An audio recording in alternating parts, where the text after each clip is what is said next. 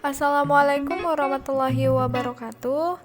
Perkenalkan, nama saya Susi Saraswati binti Fatman dari kelas 3A Pendidikan Guru Sekolah Dasar Universitas Sultan Ageng Tirtayasa. Kali ini kita akan membahas tentang hukum, yang di dalamnya ada pengertian hukum